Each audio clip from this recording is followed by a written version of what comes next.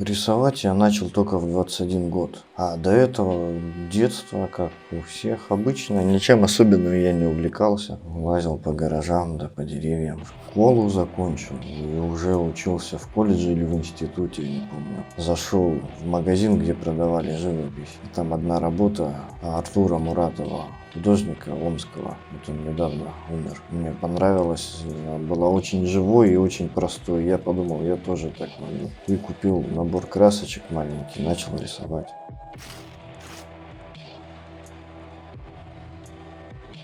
Я родился и вырос в Омске, ну и 30 лет здесь прожил. Пытался уехать из Омска 2 раза в Петербург. Ну, куда еще художник уехал? Прожил там 2 раза по полгода и оба раза возвращался. Не то, что там какие-то возникали проблемы, а просто вот почему-то назад меня в Омск затягивает, на родину. И здесь я себя комфортно ощущаю. Но в то же самое время, когда я долго сижу в Омске, никуда не уезжаю, мне тоже здесь как бы начинает быть некомфортно. То есть жить и здесь хорошо, главное, чтобы была возможность путешествовать. Жалко, что она не всегда есть. Об эмиграции в другую страну я думал, но это мало для меня осуществимо, ну и не хочется. Я думал в контексте того, что придется, может быть, когда-нибудь уехать из нашей страны, но мне бы не хотелось.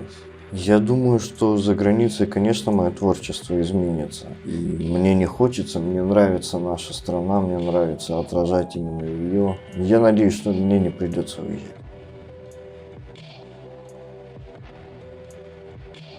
Я практикую буддизм, поэтому я сконцентрирован всегда именно на том, чем я занимаюсь. Поэтому я просто бытовых дел мало, например, делаю каких-то. Я сосредоточен на творчестве, и я, в принципе, практически не отвлекаюсь.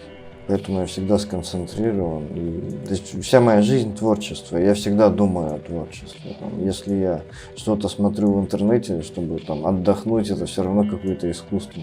В том, чем я занимаюсь, отец меня поддерживает. Ну, и мать поддерживает, она, правда, не очень понимает вообще там, в современной живописи. Но отец поддерживает, он сам художник.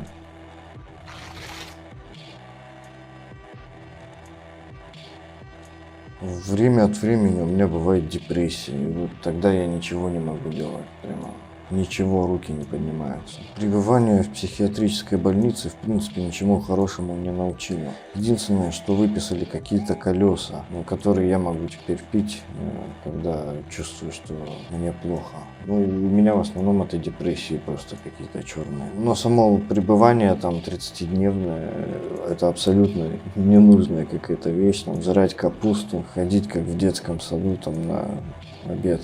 Ничего хорошего. У меня бывают какие-то маниакальные периоды и бывают депрессивные периоды. То есть, когда у меня маниакальный период, я очень сильно возбуждаюсь от всего, меня все вдохновляет, и я очень много работаю, не сплю прям. Но за маниакальным периодом приходит депрессивный период, и тогда ты совершенно ничего не можешь делать, даже там из дома выйти. Просто какая-то чернота наступает, а ты ее переживаешь. Просто и со временем, с возрастом эти качели становятся все сильнее, то есть тебя сильнее разгоняет и сильнее потом опускает.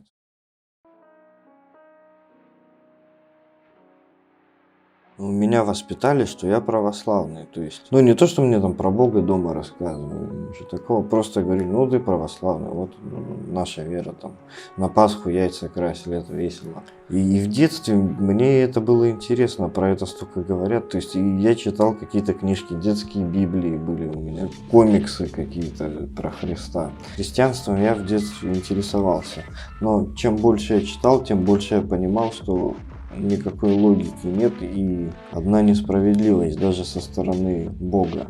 Почему один ребенок там рождается больным, другой здоровым?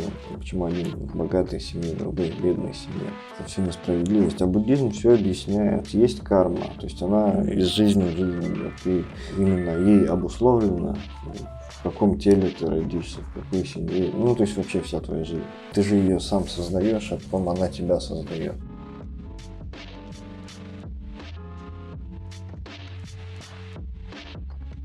Когда я работал на кладбище, моя дорога на работу и с работы по 1,5 часа занимала, то есть с пересадкой на общественном транспорте. Поэтому у меня было 3 часа в день на чтение, вот тогда я много читал. Так долго, 3 года на кладбище я проработал, потому что там платили больше, чем где бы то ни было я мог заработать в Омске. Это во-первых. Во-вторых, мне там нравилась сама атмосфера кладбища, успокаивающая. Ну, это как в парке. Это было лучшее место, где я работал на самом деле.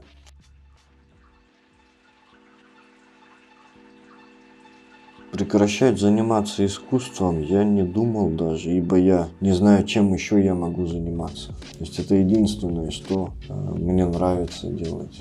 Я все время с удовольствием хожу на свою работу. Ну, может быть, мне подвернется место где-то высокооплачиваемого менеджера в «Газпроме», я тогда, может быть, на время и прекращу. Это маловероятно.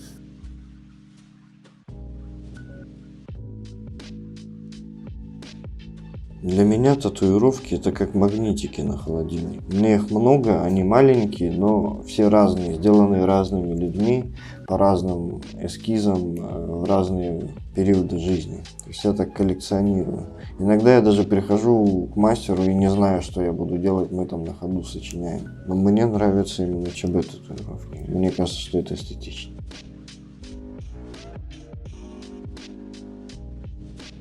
Конечная цель моей деятельности – это просветление. А посредством чего я этого достигну состояния, я не знаю. Но мой путь такой. Я давал обет Бодхисаттвы, поэтому я работаю для блага всех живых существ. Но мне надо сначала самому что-то понять, чтобы потом донести это до людей. И это вот путь. И я расту и в своих работах тоже людей до этого состояния привожу, либо опускаю. Что-то я иду каким-то своим путем и пытаюсь этот путь отражать в своих работах.